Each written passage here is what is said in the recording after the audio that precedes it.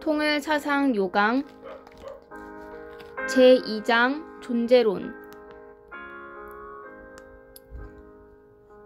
일반 철학에서 말하는 존재론의 휘라버 원어는 언터러지야로 언터 존재하는 것 러저스 논리의 합성어이며 존재에 관한 근본 문제를 연구하는 철학의 한 부분을 말한다. 그러나 통일 존재론은 통일 원리를 기본으로 하여 모든 존재가 하나님에 의해서 창조된 피조물이라고 보는 입장에서 피조물의 속성은 무엇이며 피조물은 어떻게 존재하는가, 또 그것은 어떻게 운동하고 있는가를 다루는 부문이다. 본 존재론은 모든 피조물을 그 대상으로 한다. 따라서 인간도 피조물이므로 본 존재론의 대상임은 물론이다. 그러나 인간은 만물의 주관주여서 만물과 그 격이가 다르므로 인간에 관해서는 별도로 본성론에서 더욱 상세히 논하고자 한다. 따라서 본 존재론은 주로 만물에 관한 이론이라고 할 수 있다. 원상론은 하나님에 관한 이론이며 존재론은 만물에 관한 설명을 통하여 원상론을 뒷받침하는 이론이다. 즉 원상론은 통일 원리에 근거한 연역적인 이론이기 때문에 원상론에서 설명된 하나님의 속성이 실제로 어떻게 만물 속에 나타나 있는가, 또 나타나 있다면 어떻게 표현되어 있는가를 명백히 하는 것이 본 존재론이다. 그리하여 만물 속에 그와 같은 하나님의 속성이 보편적으로 나타나고 있다는 사실이 밝혀지면 원상론의 진리성은 한층 더 보장되는 것이다. 다시 말하면 만물의 속성을 취급하는 존재론은 보이지 않는 무형의 하나님의 속성을 가시적으로 확인하는 이론이라고 할 수가 있다. 오늘날 자연과학은 급속한 발전을 했지만 대부분의 경우에 있어서 과학자들은 하나님을 생각하지 않고 다만 객관적으로 자연계를 관찰했을 뿐이다. 그러나 담기의 법칙에 의해서 만물이 창조되었기 때문에 자연을 관찰한 과학적 사실이 하나님의 속성과 대응된다는 것이 밝혀지면 자연과학은 도리어 원상론을 뒷받침한다는 논리가 성립되게 된다.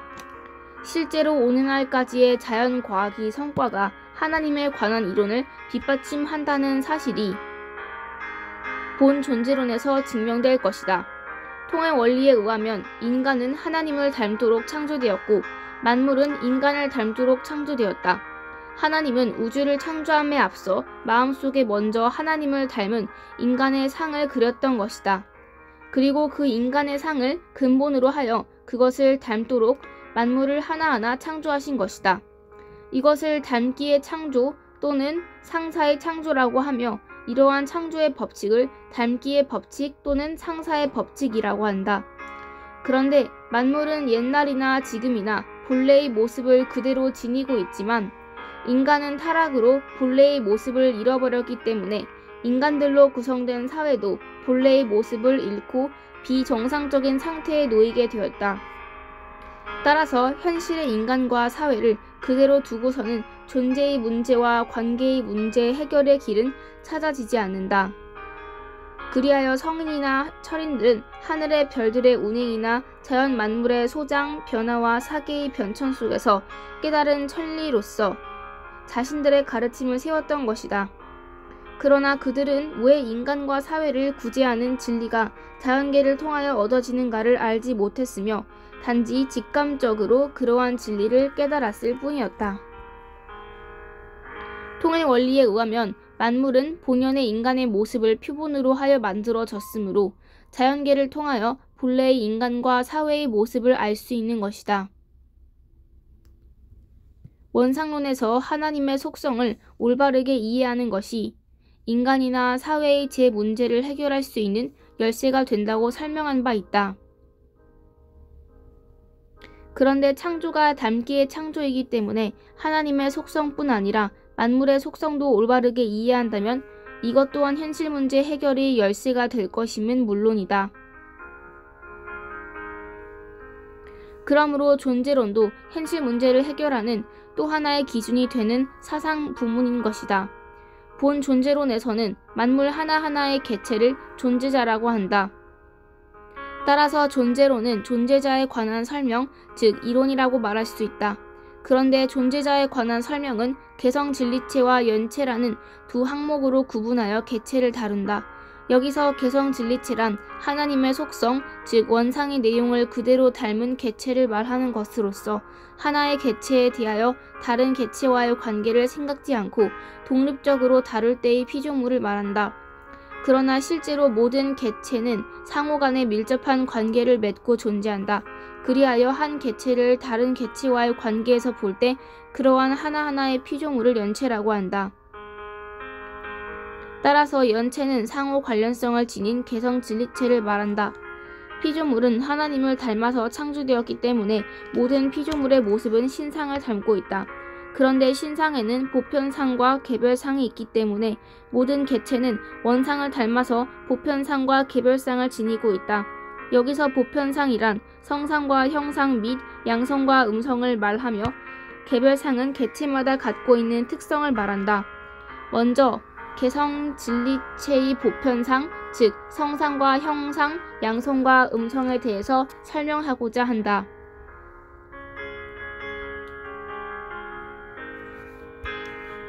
1. 개성진리체 1. 성상과 형상 모든 피조물은 우선 원상을 닮은 속성, 즉 성상과 형상이 두 측면을 지니고 있다. 성상은 기능이나 성질 등 보이지 않는 무형적인 측면이요. 형상은 진리와 구조, 형태 등 유형적인 측면이다. 먼저 광물에 있어서의 성상은 물리화학적 작용성이며 형상은 원자나 분자에 의해 구성된 물질의 구조, 형태 등이다. 식물에는 식물 특유의 성상과 형상이 있다. 식물의 성상은 생명이며 형상은 세포와 세포에 의해 구성된 조직, 구조, 즉 식물의 형체이다. 생명은 형체 속에 잠재하고 있는 의식으로서 목적성과 방향성을 지니고 있다. 그리고 생명의 기능은 식물의 형체를 통제하면서 성장시켜 가는 능력, 즉 자율성인 것이다. 식물은 이와 같은 식물 특유의 성상과 형상을 지니면서 동시에 광물 차원의 성상적 요소와 형상적 요소도 함께 포함되고 있다. 식물은 광물질도 포함하고 있기 때문이다. 동물에는 식물의 차원보다 더 높은 동물 특유의 성상과 형상이 있다. 동물의 성상이란 본능을 말한다. 그리고 동물의 형상은 감각기관이나 신경을 포함한 구조와 형태 등이다. 동물도 역시 광물질을 갖고 있어서 광물 차원의 성상과 형상을 내포하고 있고 또 식물 차원의 성상과 형상도 내포하고 있다. 동물의 세포나 조직은 모두 이러한 식물 차원에서 작용하고 있는 것이다. 인간은 영인체와 육신으로 구성된 이중적 존재이다. 따라서 인간은 동물의 차원보다 더 높은 특유의 성상과 형상을 지니고 있다. 인간의 특유한 성상이란 영인체의 마음인 생심이며 특유한 형상이란 영인체의 몸인 영체이다. 그리고 인간의 육신에 있어서 성상은 육심이고 형상은 육체이다. 그런데 인간의 육체 속에도 광물질이 포함되어 있다. 따라서 인간은 광물 차원의 성상과 형상을 지니고 있다. 또 인간은 세포나 조직으로 되어 있어서 식물 차원의 성상과 형상도 지니고 있다. 또 동물과 마찬가지로 인간은 감각기관과 신경을 포함한 구조와 형태를 지니고 있어서 동물의 성상과 형상을 또한 함께 갖고 있다. 인간 속에 있는 동물 차원의 성상, 즉 본능의 마음을 욕심이라 하고 영인체의 마음을 생심이라고 한다. 이리하여 인간의 마음은 본능으로서의 육심과 영인체의 마음인 생심으로 구성되어 있다. 여기서 육심의 기능은 의식주 성의 생활을 추구하며 생심의 기능은 진선미애의 가치를 추구한다. 이 육심과 생심이 합성 일체화한 것이 바로 인간의 본연의 마음, 본심이다. 여기서 인간의 영인체에 대해서 설명하고자 한다. 육신은 만물과 동일한 요소로 되어 있어서 일정한 기간 동안에만 생존한다. 한편 영인체는 육안으로 볼 수 없는 영적 요소로 되어 있어서 영원히 생존하며 그 모습은 육신과 다를 바 없다. 육신이 죽게 되면 마치 낡은 의복을 벗어버리듯이 영인체는 육신을 벗어버리고 영계에 들어가 그곳에서 영원히 산다. 한편 영인체도 성상과 형상의 이성성상으로 되어 있는 바 영인체의 성상 마음은 생심이며 형상 몸은 영체이다. 영인체의 감성은 육신생활 즉 육신생활 중 육신과의 상대적 관계에서 발달한다. 즉 영인체의 감성은 육신을 터로하고 성장한다. 따라서 인간이 지상에서 하나님의 사랑을 실천하다가 타계하면 영인체는 영계의 충만한 사랑 속에서 영원히 기쁨의 생활을 영위하게 된다. 그러나 반대로 지상에서 악한 생활을 하게 되면 사후에는 악한 영계에 머물게 되어서 고통의 생활을 하게 된다.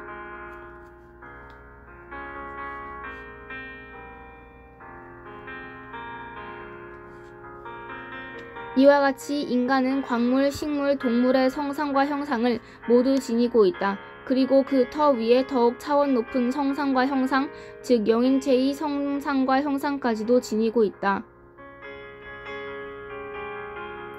따라서 인간은 만물의 요소를 모두 총합적으로 지니고 있기 때문에 인간을 만물의 총합 실체상 또는 소호주라고 부른다. 이상의 설명에서 광물, 식물, 동물, 인간으로 존재자의 경위가 높아감에 따라서 성상과 형상의 내용이 계층적으로 증대하는 것을 알 수 있다. 이것을 존재자에 있어서의 성상과 형상이 계층적 구조라고 하며 도표로 표시하면 그림 2-1과 같다.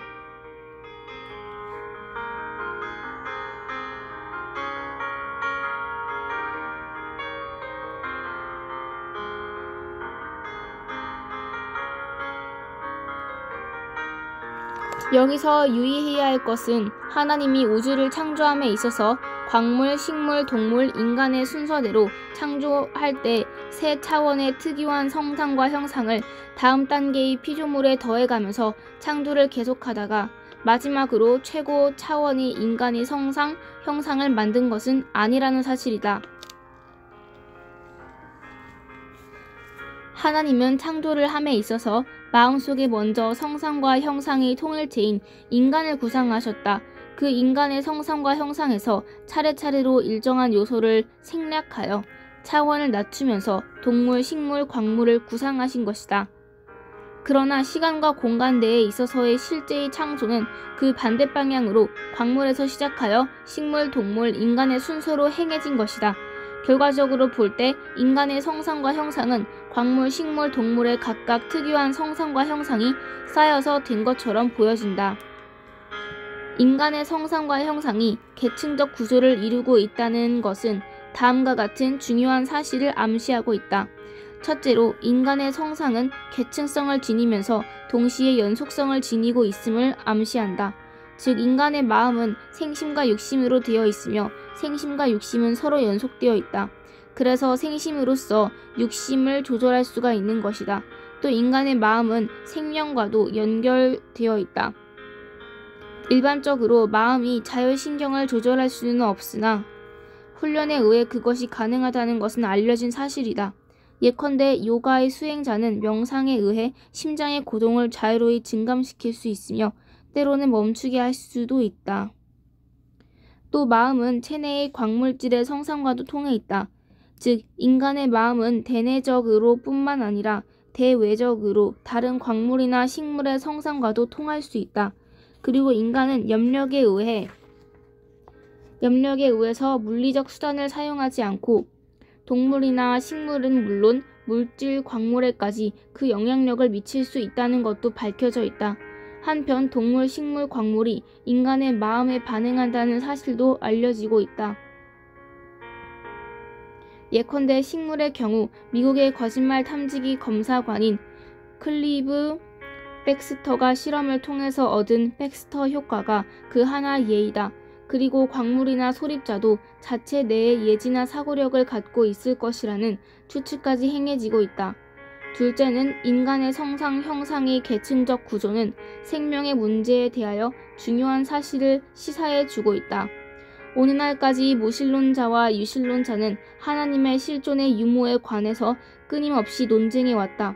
그때마다 유신론자들은 신이 없이는 생명이 만들어질 수 없다. 즉 신만이 생명을 창조한다는 논거를 가지고 무신론을 제압해 왔던 것이다. 아무리 자연과학이 발달하더라도 생명의 기원에 관한 자연과학은 합리적인 논증을 제시할 수 없었기 때문이다. 오랫동안 생명의 기원의 문제는 유실론이 성립할 수 있는 유일한 거점이었다. 그런데 오늘날에 와서 그 유일한 거점이 무실론에 의해 무너지려 하고 있다. 과학자가 생명을 만들 수 있는 단계에 이르렀다고 주장하기 때문이다. 그러면 자연과학자가 생명을 만들 수 있을 것인가? 현대 생물학에 의하면 세포의 염색체에 포함되어 있는 DNA, 디옥시리보액산은 아데닌, 구아닌, 티민, 사이토신이라는 4종류의 염기를 포함하고 있다. 이 4종류의 염기의 배열이 바로 생물의 설계도라 할 수 있는 유전 정보이다. 이 유전 정보에 의해서 생물의 구조나 기능이 결정된다. 결국 DNA에 의해서 생명체가 만들어진다는 결론이 되는 것이다. 오늘날에는 과학자가 DNA를 합성할 수 있는 단계까지 이르렀다. 따라서 유물론자들은 생명 현상을 설명하는 데 있어서 신의 존재는 전혀 필요하지 않다고 주장한다. 즉, 신은 본래부터 존재하지 않았다는 것이다. 그런데 과학자가 DNA를 합성한다는 것은 과연 생명을 만드는 것을 의미하는 것일까? 통일 사상에서 보면 과학자가 아무리 DNA를 합성한다 하더라도 그것은 생명체의 형상면을 만드는 것에 불과하다. 생명의 보다 근본된 요소는 생명체의 성상이다. 따라서 과학자가 만들 수 있는 것은 생명 그 자체가 아니고 생명을 지니는 담화체에 불과한 것이다. 마치 인간에 있어서 형상인 육신은 성상인 영인체를 지니고 다니는 터전인 것과 같다. 육신은 부모에서 유래하지만 영인체는 하나님에게서 유래한다. 마찬가지로 DNA가 과학자로부터 유래할 수 있다 하더라도, 즉 과학자가 DNA를 만들었다 하더라도 생명 그 자체는 하나님으로부터 유래하는 것이다. 비유컨대 라디오는 전파를 음파로 바꾸는 장치로서 이것은 방송국에서 오는 전파를 포착하여 음파로 변환시키는 기구에 불과하다. 아무리 과학자가 라디오를 만들었다고 해도 음성까지 만든 것은 아니다. 음성은 방송국에서 전자파를 타고 온 것이기 때문이다. 그와 마찬가지로 과학자가 비록 DNA를 만들었다고 해도 그것은 생명을 유속시키는 장치를 만든 데 불과하므로 생명 그 자체를 만들었다고는 할 수 없는 것이다. 우주는 생명이 충만해 있는 생명의 장으로서 이것은 신의 성상에서 유래한다. 그리하여 생명에 깃들 장치만 있으면 생명은 거기에 나타나게 된다. 그 장치에 해당하는 것이 바로 DNA라는 특수한 분자이다. 이와 같은 결론이 성상과 형상이 계층적 구조에서 도출되는 것이다.